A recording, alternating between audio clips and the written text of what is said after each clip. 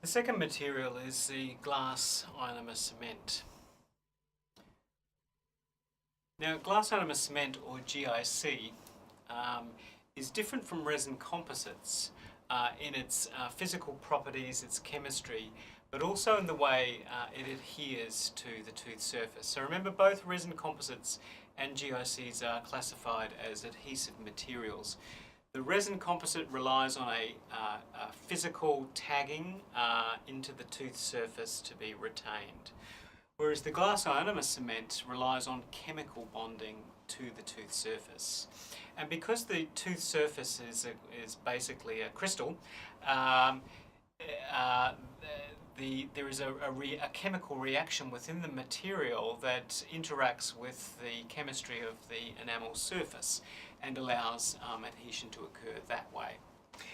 So through this process of ion exchange, once the material comes into contact with the tooth, we get a very nice chemical attachment to the tooth surface. So it's particularly useful in fissure protection procedures. However, like resin composite, it also has some weaknesses which we'll talk about. Now, the setting of GIC has a number of phases. I won't go into those phases at the moment, but there are initial stages of setting that occur soon after the material is placed on the tooth. But the chemical phases of setting continue to occur for 24 hours after the placement. And so for that reason, it's important that after it's placed, we apply a protective coating or a bond over the top of the GIC to allow it to be protected from moisture and other things in the mouth until that chemical or those phases are complete. We'll go into more detail when we look at materials. But just very simplistically, the material basically is a filler or a powder which is made up of little glass particles, hence the glass and glass ionomer cement.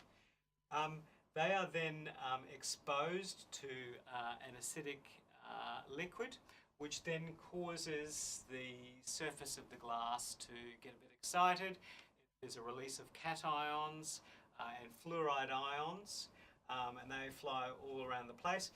These cations then, during the first phase, will cross-link together and form a polyacid molecules, which then allow the whole thing to form into a solid.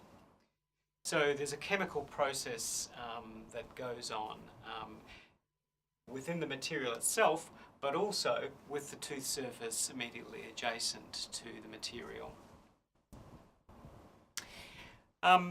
Now, one of the good things about GIC, unlike resin composites, it actually likes a little bit of moisture. It actually needs a little bit of moisture.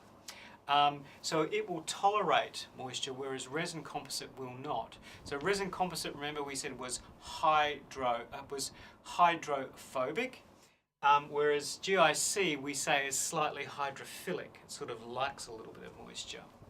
So in different clinical scenarios, for example, where you may not be able to get good tooth isolation, a GIC might be a good alternative to a resin composite. So remember, we're thinking about selecting materials and medicaments for the treatment we're about to do in that particular person's mouth at that particular time. Okay? So if we can't get isolation, it's particularly useful. But remember, it has a number of phases of setting that we need to keep in mind, and we should apply that bond. Now, sometimes we use this, some people call it a temporary sealant. So they want to protect the surface with a physical occlusion, but they're placing the GIC because they can't get good isolation. Maybe the tooth isn't through the gum all of the way, or maybe the behaviour of the patient doesn't allow good tooth isolation, but we know that tooth is at risk. So what we're going to do is put a temporary sealant in place until we have better conditions to apply a resin composite. So that's another way in which it can be used. Now here we can see a GIC material being put in place, and this is a newly erupted tooth, and you can see here that it's just coming through the gum, so it's not fully erupted into the mouth. And placement of rubber dam around this tooth to keep it dry would be almost impossible. But we're worried about this tooth because it's displaying signs of early decay already, even though it's just erupting into the mouth. So what we're doing here is placing a GIC there, which will tolerate a little bit of moisture from the saliva to protect the tooth, maybe until we can do a permanent, more permanent sealant later on.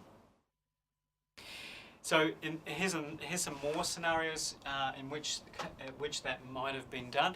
You can see here a tooth erupting into the mouth. It's not through all the way, so there's still a flap of gum sitting over the back part of the tooth as it erupts into the mouth.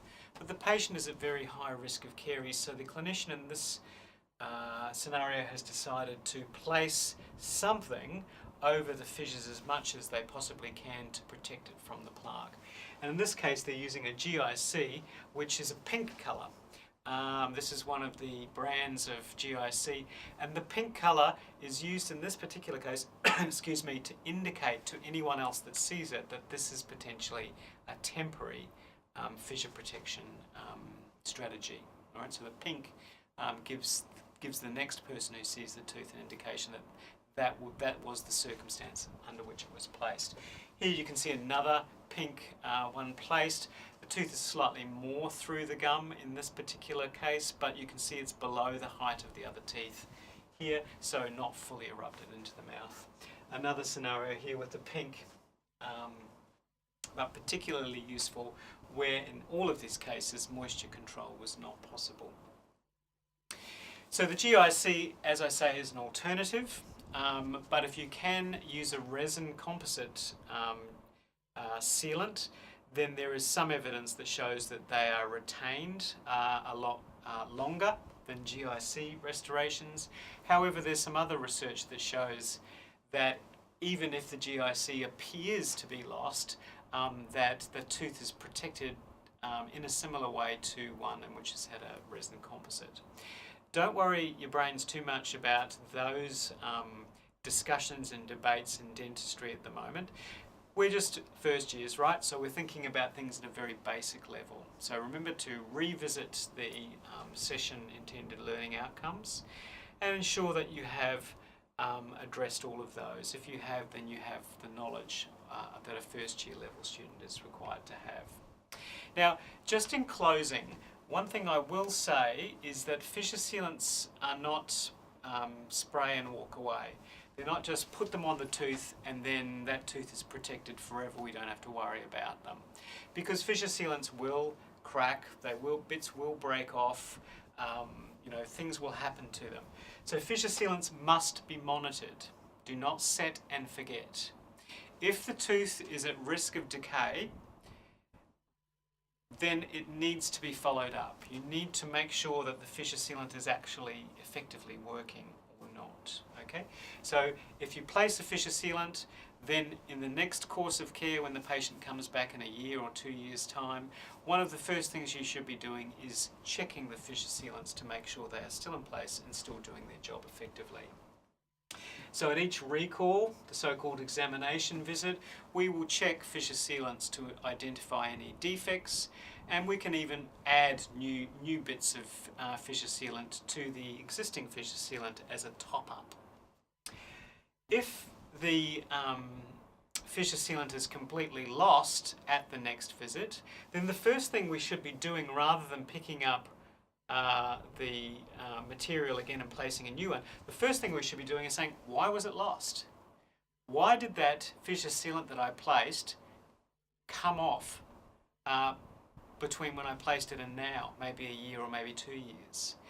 Some of the reasons might be that the tooth didn't actually need fissure sealing. So rather than having a deep groove that's going to retain a fissure sealant, it had a relatively shallow groove, in which case it won't be retained well and it will come off. So maybe your initial diagnosis wasn't great.